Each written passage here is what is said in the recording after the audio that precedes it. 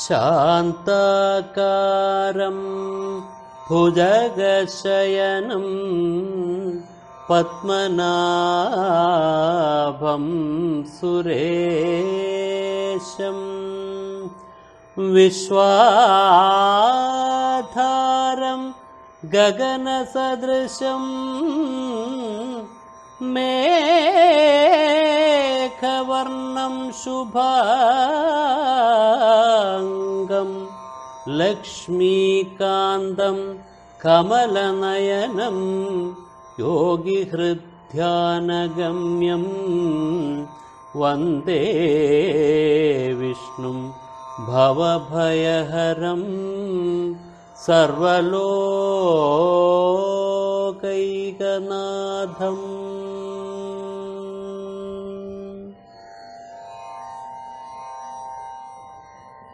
മകരകുണ്ടലം അങ്ങനെയുള്ളതായ ഭഗവാന്റെ രൂപം വളരെ വിശദമായിട്ട് ഇവിടെ വ്യാസഭഗവാൻ നമ്മെ പാടി കേൾപ്പിക്കുന്നുണ്ട്. അങ്ങോട്ട് കടക്കുന്നില്ല, സമയം വളരെയേറെ കടന്നു പോകുന്നു. അവിടെയും ഈ മുചുകുന്ദൻ ചോദിച്ചു, കോഭവാനിഹ സംപ്രാപ്തഃ വിപിനെ ഗിരിഗഹ്വരേ. ഇത് വിപിനമാണ്, കാടാണ്, കൊടുങ്കാടാണ്. ആ കൊടുങ്കാടിന്റെ നടുവിലുള്ളതായ ഒരു പർവ്വതം, ആ പർവ്വതത്തിനുള്ളിലുള്ളതായ ഗുഹ, സിംഹങ്ങൾ പോലും ഇതിനകത്ത് കയറാൻ ഭയക്കും. അങ്ങനെയുള്ളതായ ഈ കൊടുങ്കാട്ടിന്റെ ഉള്ളിലുള്ള ഈ ഗുഹയ്ക്കുള്ളില് കടന്നു വന്നിരിക്കുന്നു അങ്ങ്. അങ്ങനെയുള്ള അങ്ങ് ആരാണ്? ഇവിടെ ആരും കയറി വരില്ല, കയറി വരില്ലെന്ന് ഉറപ്പുള്ളതുകൊണ്ടാണ് ഞാൻ ഇവിടെ വന്ന് കിടന്നേ, ആരും ഉപദ്രവിക്കാതിരിക്കാൻ വേണ്ടിയിട്ട്. അങ്ങനെയുള്ള ഈ ഗുഹയ്ക്കുള്ളിൽ അങ്ങ് കയറി വന്നത് എന്തിന്? അങ്ങ് ആരാണ്? സാധാരണക്കാർക്കും വരാൻ പറ്റില്ല. അങ്ങ് ആരാണ്? കോ ഭവാൻ, അങ്ങ് ആരാണ്? പദ്ഭ്യാം പത്മപരാശാഭ്യാം വിചരസ്യൊരു കണ്ടകേ. ഒരു കണ്ടകങ്ങളോട് കൂടിയതാണ് ഈ കാടും ഈ ഗുഹയും. ഈ ഗുഹയുടെ തറയും ഒക്കെ വർദ്ധിച്ച മുള്ളുകൾ, വലിയ വലിയ മുള്ളുകൾ. ആർക്കും ഇതിലെ നടക്കാൻ പറ്റൂല, കാലെടുത്ത് വെക്കാൻ പറ്റൂല. അങ്ങനെ ഒരു കണ്ടകമായിരിക്കുന്ന ഈ ഗുഹയ്ക്കുള്ളില് അങ്ങ് താമരപ്പൂ പോലെ കോമളമായിരിക്കുന്ന പാദങ്ങളാൽ ഇങ്ങനെ സ്വതന്ത്രമായി സഞ്ചരിക്കുന്നു. അങ്ങനെയുള്ള അങ്ങ് ആരാണ് എന്ന് ഇങ്ങനെ ചോദിക്കുകയാണ്. തുടർന്ന് വളരെയേറെ ചോദ്യങ്ങൾ. എന്നിട്ട് പറഞ്ഞു, ഞാൻ ആരാണ് എന്ന് അങ്ങയോട് ഞാൻ പറഞ്ഞു തരാം. അങ്ങ് ആരാണെന്ന് ഞാൻ ചോദിച്ചു. അങ്ങ് മറുപടി പറയുന്നതിന് മുമ്പ് തന്നെ ഞാൻ ആരാണ് എന്ന് അങ്ങയോട് ഞാൻ പറഞ്ഞു കേൾപ്പിക്കാം. അതാണല്ലോ മര്യാദ. വയം തു പുരുഷ വ്യാഘ്ര ഐക്ഷ്വാകാക്ഷത്രബന്ധവ. അല്ലയോ പുരുഷശ്രേഷ്ഠ, ഞാൻ ആരെന്നറിയോ? ഞാൻ ഐക്ഷ്വാകനാണ്. ഇക്ഷ്വാകുവിന്റെ വംശത്തിൽ പറഞ്ഞവരാണ് ഇക്ഷ്വാകു. ശ്രീരാമന്റെ സൂര്യവംശത്തിന്റെ വലിയൊരു കാരണവരാണ് ഇക്ഷ്വാകു. അതുകൊണ്ട് ആ വംശത്തിന് ഇക്ഷ്വാകു വംശം എന്ന പേര്, സൂര്യവംശം എന്ന പേര്, രഘുവംശം എന്ന പേര്, ഇങ്ങനെ അനേകം പേരുകളുണ്ട് ആ വംശത്തിന്. അങ്ങനെ ഇക്ഷ്വാകുവിന്റെ വംശത്തിൽ പിറന്നവനായ യവനാശ്വന്റെ മകനുണ്ട് മാന്ധാതാവ്. ആ മാന്ധാതാവിന്റെ മകനായ രാജാവാണ് ഞാൻ മുചുകുന്ദൻ. ആ ഞാൻ ഇതാ അങ്ങ് ആരാണ് എന്ന് അറിയാൻ വേണ്ടിയിട്ട് ചോദിക്കുന്നു. അങ്ങ് എവിടെ നിന്ന് വരുന്നു? അങ്ങ് ആരുടെ മകനാണ്? അങ്ങ് എന്തുകൊണ്ട് ഇങ്ങോട്ട് വരുന്നു? ഇങ്ങനെ 100 ചോദ്യങ്ങളാണ് കൊണ്ട് ചോദിക്കുന്നേ. അപ്പോഴേക്കും ഭഗവാൻ ചിരിച്ചുകൊണ്ട് ശാന്തനായിട്ട് അദ്ദേഹത്തോട് പറഞ്ഞു, പരമഭക്തനായ മുചുകുന്ദനോട് പറഞ്ഞു, ജന്മകർമാഭിധാനാനി സന്ധിമേംഗ സഹസ്രശഃ. അല്ലയോ അങ്ക, അല്ലയോ പ്രിയമുള്ളവനെ, എന്റെ ജന്മങ്ങളും ഞാൻ ചെയ്ത പ്രവൃത്തികളും ആയിരക്കണക്കിനുണ്ട്. എങ്ങനെയാ ഞാൻ പറയാ ഞാൻ ആരാണെന്ന്? എനിക്ക് പ്രത്യേകിച്ചൊരു പേരില്ല, പ്രത്യേകിച്ചൊരു ജന്മമില്ല, എനിക്ക് പ്രത്യേകിച്ചൊരു കർമ്മവുമില്ല. കാരണം എന്റെ ജന്മങ്ങൾ എത്രയെന്ന് വെച്ചാൽ ആയിരക്കണക്കിനുണ്ട്. ഞാൻ കോടാനുകോടി ജന്മങ്ങൾ എടുത്തു, കോടാനുകോടി കർമ്മങ്ങൾ ചെയ്തുകൊണ്ടിരിക്കുന്നു. എന്റെ ജന്മങ്ങൾ എത്രയുണ്ടെന്ന് നശക്യന്തേ അനുസംഖ്യാതും എണ്ണാൻ എനിക്ക് പോലും പറ്റില്ല.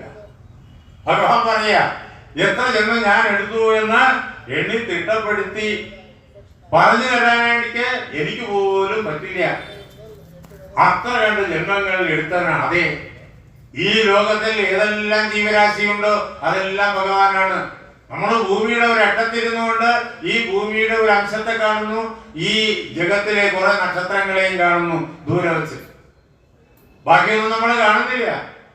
ഇതൊരു ബ്രഹ്മാണ്ടം, ഈ നക്ഷത്ര സമൂഹം അടങ്ങിയ ബ്രഹ്മാണ്ടം. ഇതുപോലെ എത്രയോ നക്ഷത്ര സമൂഹങ്ങൾ, അനന്തകോടി ബ്രഹ്മാണ്ടങ്ങൾ. എത്ര ബ്രഹ്മാണ്ടം എണ്ണി തിട്ടപ്പെടുത്താനും പറ്റില്ല. അങ്ങനെയുള്ള ഈ ബ്രഹ്മാണ്ടങ്ങളിലുള്ള സർവ്വ ജീവരാശിയും ഭഗവാന്റെ അവതാരമാണ്. നമ്മളൊക്കെ ഭഗവാന്റെ അവതാരമാണ്. പുല്ലും പുഴുവും ഒക്കെ ഭഗവാന്റെ അവതാരമാണ്. ജീവനില്ലാത്ത പദാർത്ഥങ്ങളും ഭഗവാന്റെ അവതാരമാണ്. ഓരോ മണൽത്തരിയും ഓരോ ആറ്റവും ഭഗവാന്റെ അവതാരമാണ്. ആ എണ്ണം എങ്ങനെയാ എടുക്കാൻ പറ്റുക? വേണമെങ്കിൽ ഒരുപാട് ആളുകൾ കൂടിയിട്ട് അനേക ജന്മങ്ങളിൽ തുടർച്ചയായി പരിശ്രമിച്ചിട്ട് ഈ ലോകത്തില് എത്ര മണൽത്തരി ഉണ്ടെന്ന് എണ്ണിത്തിട്ടപ്പെടുത്താൻ ശ്രമിച്ചാൽ ചിലപ്പോ നടന്നെന്ന് വരാം. പക്ഷെ എന്റെ അവതാരങ്ങളുടെ എണ്ണം എടുക്കാൻ ആർക്കും പറ്റില്ല. അങ്ങനെ അവസ്ഥയുണ്ട് എനിക്ക്. ഇതാണ് ഭഗവാന്റെ ആ ഐശ്വര്യമായ രൂപം, ഐശ്വര്യമായ ഭാവം, ആ അവതാരങ്ങളുടെ അനന്തത. ഇതിനകത്ത് ഈ ഭാഗവത്തിനകത്ത് 21 അവതാരങ്ങൾ മുഖ്യമായിട്ട് നമ്മെ കേൾപ്പിക്കുന്നു. പക്ഷെ അനന്തമാണ് അവതാരങ്ങൾ. അതിനെ മനസ്സിലാക്കാൻ ഭാഗത്തിന് ഇത്രയും അവതാരങ്ങൾ അവതരിപ്പിച്ചു എന്ന് മാത്രമേ ഉള്ളൂ എന്ന് പറഞ്ഞിട്ട് ഭഗവാൻ പറയണ ഇപ്പൊ ഈ നിൽക്കുന്ന ഞാന് ആരെന്ന് ചോദിച്ചു കഴിഞ്ഞാൽ അവതീർണോ യദുകുലേ ഗൃഹ ആനക ദുന്ദുഭേ. ആനക ദുന്ദുഭിയുടെ വീട്ടിൽ ജനിച്ചവനാണ് ഞാൻ. ആരാ ആനക ദുന്ദുഭി? വസുദേവന്റെ വീട്ടിൽ ജനിച്ചവനാണ് ഞാൻ. വസുദേവന്റെ പത്നിയായ ദേവകിയുടെ മകനായി ഇപ്പൊ ഞാൻ ജനിച്ചിരിക്കുന്നു. അങ്ങനെ യദുകുലത്തിൽ പിറന്നവനാണ് ഞാൻ. അതുകൊണ്ട് ആളുകൾ എന്നെ എന്തു പറയുന്നറിയോ? വദന്തി വാസുദേവേദി വസുദേവസുതം ഹിമ. വസുദേവരുടെ പുത്രനാകൊണ്ട് ലോകത്തിലുള്ള എല്ലാവരും എന്നെ ഇങ്ങനെ വാസുദേവൻ എന്ന് പറയും. അങ്ങനെയുള്ള ഈ ഞാൻ നിന്നെ അനുഗ്രഹിക്കാൻ വേണ്ടിയിട്ട് ഇവിടെ വന്നതാണ്. എന്നിട്ട് നിന്റെ കണ്ണുകളിലൂടെ ഞാൻ ഈ കാലയവനെ കൊല്ലിച്ചു. എപ്പോഴെപ്പോഴൊക്കെയാണോ ധർമ്മത്തിന് മങ്ങൽ വരുന്നത്, എപ്പോഴെപ്പോഴൊക്കെയാണോ അധർമ്മം വളർന്നു വികസിക്കുന്നത്, ആ അവസരത്തിലെല്ലാം ധർമ്മത്തെ രക്ഷിക്കാൻ വേണ്ടിയിട്ട്, അധർമ്മത്തെ ഇല്ലാതാക്കാൻ വേണ്ടിയിട്ട് ഞാൻ അവതരിക്കുന്നു. അങ്ങനെ ഞാൻ ജനിച്ചിട്ട് ഞാൻ എത്രയോ അസുരന്മാരെ സംഹരിച്ചു എന്നറിയോ? ബഗനെ, അഖനെ, ഇങ്ങനെ കംസനെ ഒക്കെ ഞാൻ സംഹരിച്ചു. ഇപ്പോഴിതാ നിന്റെ കണ്ണുകളിലൂടെ ഞാൻ ഈ കാലയവനെയും സംഹരിച്ചു. അതാണ് മുചുകുന്ദനല്ല സംഹരിച്ചത്, ഭഗവാനാണ് സംഹരിച്ചത്.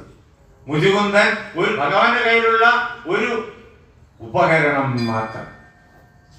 നിന്നെ അനുഗ്രഹിക്കാൻ വേണ്ടിയിട്ടാണ് ചെയ്തത്. നിനക്ക് എന്താ വേണ്ടത് ചോദിച്ചുകൊള്ളൂ. എന്ത് വരം വേണമെങ്കിലും തരാനായിട്ട് ഞാനിതാ തയ്യാറായി നിൽക്കുകയാണ്. ചോദിച്ചുകൊള്ള.